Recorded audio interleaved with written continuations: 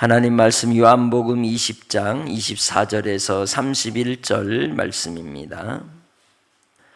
12 제자 중에 하나로서 디두모라 불리는 도마는 예수께서 오셨을 때에 함께 있지 아니한지라. 다른 제자들이 그에게 이르되 우리가 주를 보았노라 하니, 도마가 이르되 내가 그의 손에 못자국을 보며 내 손가락을 그 못자국에 넣으며 내 손을 그 옆구리에 넣어보지 않고는 믿지 아니하겠노라 하니라. 8해를 지나서 제자들이 다시 집 안에 있을 때에 도마도 함께 있고 문들이 닫혔는데 예수께서 오사 가운데 서서 이르시되 너희에게 평강이 있을지어다 하시고, 도마에게 이르시되 네 손가락을 이리 내밀어 내 손을 보고 내 손을 내밀어 내 옆구리에 넣어보라. 그리하여 믿음 없는 자가 되지 말고 믿는 자가 되라.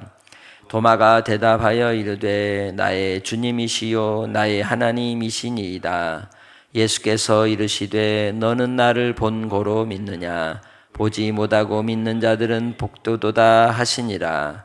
예수께서 제자들 앞에서 이 책에 기록되지 아니한 다른 표적도 많이 행하셨으나 오직 이것을 기록함은 너희로 예수께서 하나님의 아들 그리스도이심을 믿게 하려 함이요, 또 너희로 믿고 그 이름을 힘입어 생명을 얻게 하려 함이니라. 아멘. 성경은 분명히 한 사람을 지목하고 가리키고 있습니다. 그분은 예수 그리스도이시죠.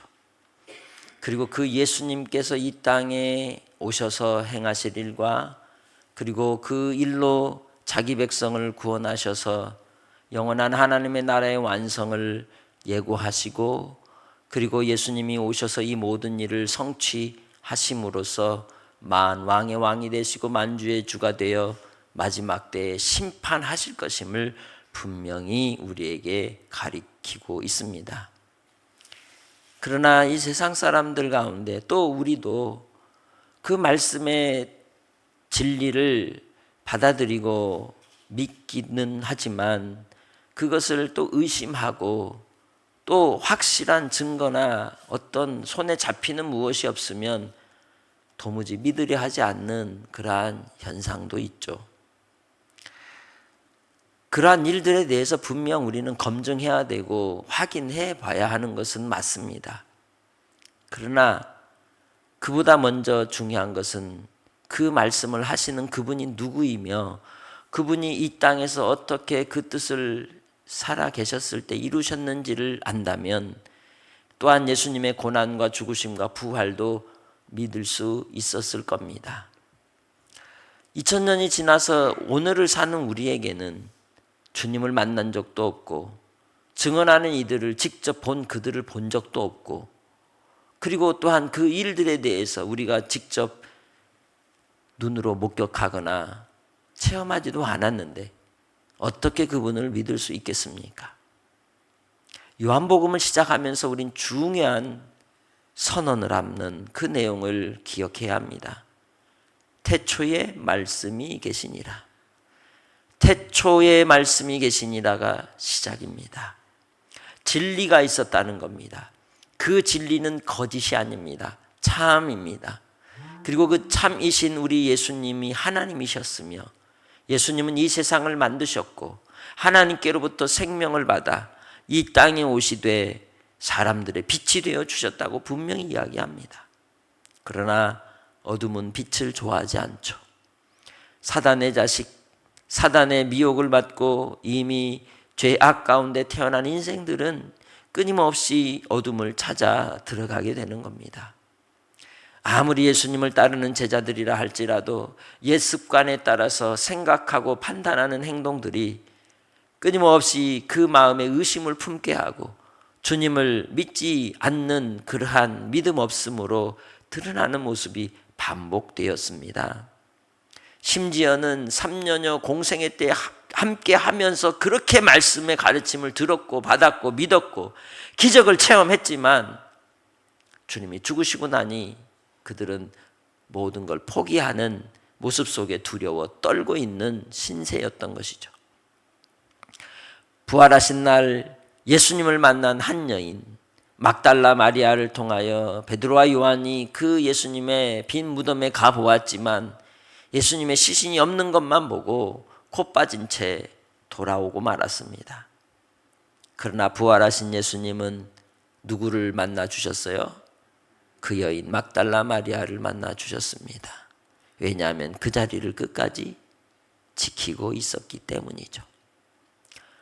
믿음은 반드시 그 대상이 있는 겁니다. 그리고 그 믿음의 대상은 내가 이용하는 게 아닙니다. 나의 삶의 수단으로 삼는 게 아닙니다. 우리가 하나님을 믿는다 할 때 그것은 하나님을 경외함인 것입니다. 두렵고 떨림으로 그분을 섬기는 것이죠. 막달라 마리아는 바로 이 예수님에 대하여 경외하는 마음으로 주를 섬기는 믿음의 사람이었던 것이죠. 그러나 베드로와 요한이 그 자리를 떠나고 그리고 마가다락방에 숨어 있을 때 예수님께서 그들을 저녁에 스르르 들어오시며 찾아와 주셨죠. 그리고 예수님의 몸에 난 창자국과 못자국을 보여주시며 그들에게 평안을 주시고 제사함의 권능을 더하여 주셨습니다. 그때 제자들은 어땠습니까? 예수님을 보고 기뻤죠. 감격했습니다. 즐거웠습니다. 제자들은 예수님을 만지지 않았어도 그들의 마음에는 예수님이 진짜 살아나셨다는 확신을 갖게 된 겁니다. 그런데 그 자리에 누가 없었어요? 도마가 없었어요. 그 한 사람이 문제라니까요. 그 자리에 없는 사람이 문제라니까요. 세상 속에서도 경험하지 않은 사람이 더 잘 아는 척하고 더 진리를 확신하는 척하는 경우가 얼마나 많습니까?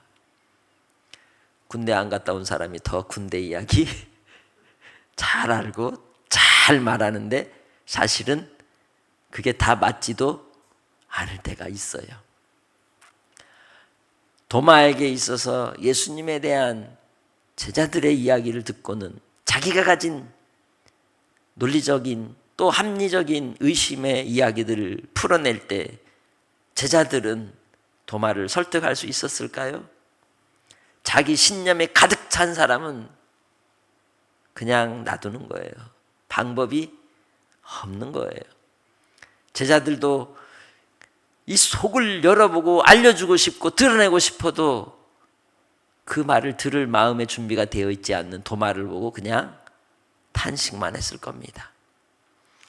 8일이 지나고 제자들이 함께 모였을 때에 예수님이 그곳에 찾아와 주셨습니다. 이 도마가 가졌던 그 불신의 내용은 자연스러운 겁니다.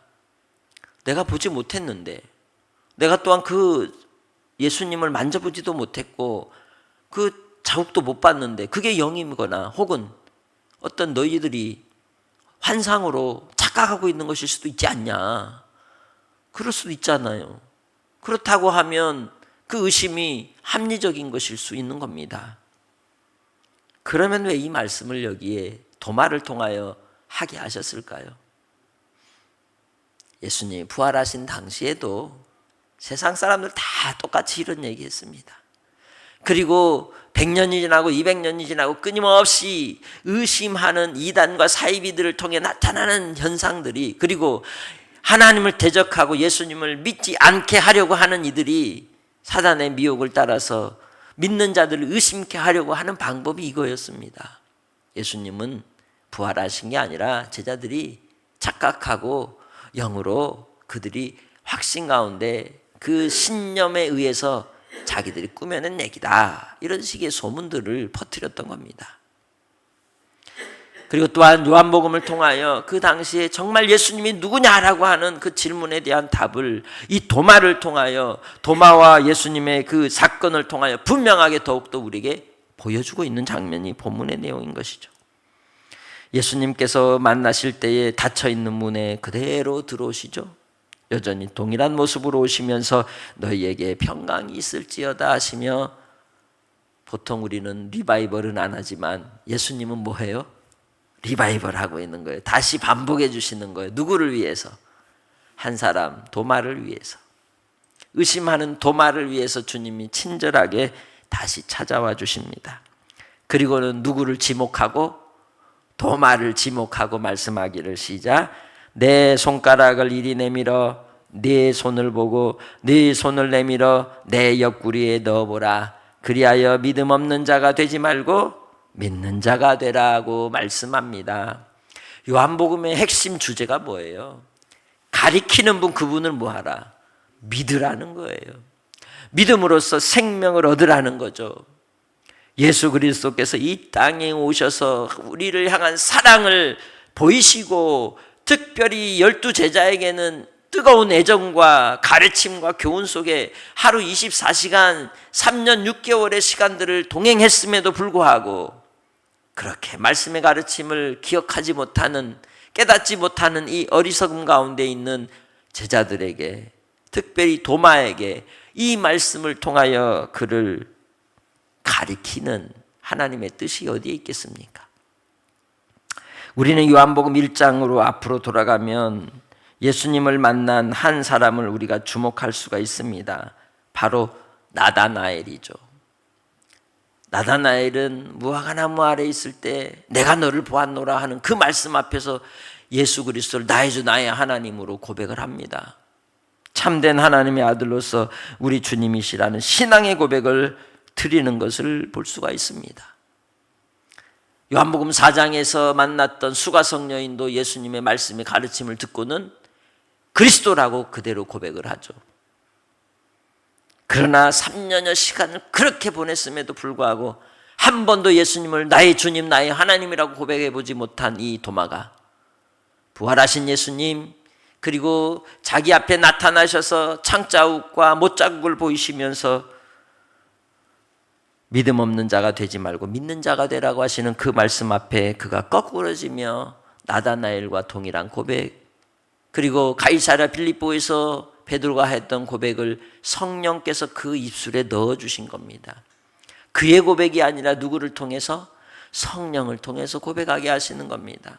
우리가 예수님을 나의 주님이라고 하는 고백도 내가 하는 게 아니에요. 누가 넣어주실 때? 성령님이 나에게 넣어주실 때 예수님은 나의 주님이라고 고백할 수 있는 겁니다. 그래서 도마가 말합니다. 나의 주님이시오 나의 하나님이십니다라고 고백하고 있는 겁니다. 예수 그리스도를 하나님의 위치로 올려드리죠. 예수님이 왜 십자가에 못 박히셨습니까? 예수님이 악한 일을 해서 못 박혔습니까? 거짓말을 해서 못 박혔습니까? 아닙니다. 예수님이 선한 일을 하고 능력을 행했을지라도 하나님의 이름을 모독했다고 신성 모독죄라는 이름으로 예수님과 하나님을 동등하게 하고 하나님의 아들이라고 하는 것 때문에 예수님을 십자가에 못 박았던 겁니다. 그 때문에 제자들이 무서워서 도망갔지만 부활하신 예수님을 만나고 도마의 입술에서 나온 선언은 예수님을 모독하고 죽인 죄의 목이 진짜라는 것을, 예수님이 하나님이시라는 것을 고백하고 드러내고 있는 그 믿음을 통하여 요한복음이 기록된 이유를 이야기하고 있는 겁니다. 에베소 교회 성도들, 이방인들의 교회들이 예수님을 보지 못했고 목격하지 못했고 제자들로부터 직접 증언을 듣지 못했을지라도 요한복음의 이 서신을 받았을 때에 100년이 지나고 200년이 지나고 1000년이 지났을지라도 그때 그 많은 성도들도 예수님을 믿을 때에 그 믿음의 증거가 뭐냐? 도마의 고백처럼 태초에 계신 그 말씀이 이 땅에 오셔서 세상을 창조하시고 세상 가운데 계셨고 또한 세상을 통하여 지으시고 함께 하셨을지라도 예수님을 믿지 않는 자들에게는 심판이요 믿는 자들에게는 구원이라는 진리의 말씀 앞에 돌이키도록 하심에 있다는 것을 기억하시길 원합니다. 그래서 그 많은 세월 속에서 요한복음의 복음을 듣고 믿는 자들이 영생을 얻은 것은 다름에 있지 않고 예수님을 나의 주 나의 하나님으로 고백하는 데서 비롯된 줄 믿습니다. 그러기에 도마를 통하여 후세대에게 오늘 우리에게도 하시는 말씀이 29절이죠. 너는 나를 본고로 믿느냐? 보지 못하고 믿는 자들은 복되도다 하시니라. 아멘. 보지 못하고 믿는다는 게 뭘까요? 그것은 태초부터 계신 말씀, 하나님이신 예수님, 그 예수님을 믿는 것을 이야기하는 겁니다. 영이신 하나님, 눈에 보이지 않고 손에 잡히지 않아도, 그리고 눈에 보지 못하고 손에 잡히지 못할지라도 예수 안에서 주신 그 구원의 복음으로 말미암아 나를 살리시고 내 안에 평강을 주시고 나와 함께 하시겠다는 그 약속을 따라 이제는 성령님이 나와 함께서 나를 인도해 주시는 분이심을 확실히 아는 것, 그것이 바로 영생을 소유한 자의 복인 겁니다. 오늘 하루도 여러분이 눈에 보이지 않는, 또 손에 잡히지 않는 환경과 상황 속에서 불확실성 속에서 살아갈 수 있습니다. 그러나 분명한 것은 예수 안에서 우리에게 보여주신 바 분명한 하나님의 사랑이 우리 안에 있기에 우리는 불확실한 삶을 사는 게 아니라는 거예요. 우리는 분명하고 확실한 삶을 사는 겁니다. 예수 안에서 나의 주님이, 나의 하나님이 나를 인도해 주시고 나와 함께 하시고 나와 동행하셔서 나를 지키시고 보호해 주실 거라는 겁니다. 그러기에 어떤 상황 속에서도 오직 주님만을 바라는 믿음으로 나아가는 성도들이 되시기를 주의 이름으로 축복합니다. 그 시대에 그렇게도 예수님이 누구냐라고 반론을 제기하며 그리고 다툼 속에 있었던 많은 교회들에게 단번에 그 모든 논쟁을 끊어버리는 결론이 보지 않고 믿는 자가 복되도다. 예수 그리스도의 부활은 확실하고 분명한 것임을 선언하고 그 증거들을 제자들을 통하여 기록하여 말씀하게 하시되 결국 믿는 자가 복이 있다는 것을, 믿는 자가 영생을 얻은 자라는 것을 선언하고 있는 것입니다. 그러기에 30절 말씀, 제자들 앞에서 책에 기록되지 않은 많은 다른 표적을 행했을지라도 오직 이 모든 말씀을 통하여 우리에게 주시는 바 교훈과 깨달음은 31절 시작, 오직 이것을 기록함은 너희로 예수께서 하나님의 아들 그리스도이심을 믿게 하려 함이요 또 너희로 믿고 그 이름을 힘입어 생명을 얻게 하려 함이니라. 아멘. 하나님 아버지와 예수 그리스도의 관계는 사랑과 복종의 관계입니다. 그래서 그 사랑을 따라 예수님 복종하여 이 땅에 오셨고 우리를 위하여 십자가로 그 구원의 길을 여셨으며 예수님이 하나님의 아들 그리스도심을 믿는 자마다 예수님 안에서 하나님과 하나가 되는 자가 되게 하셨습니다.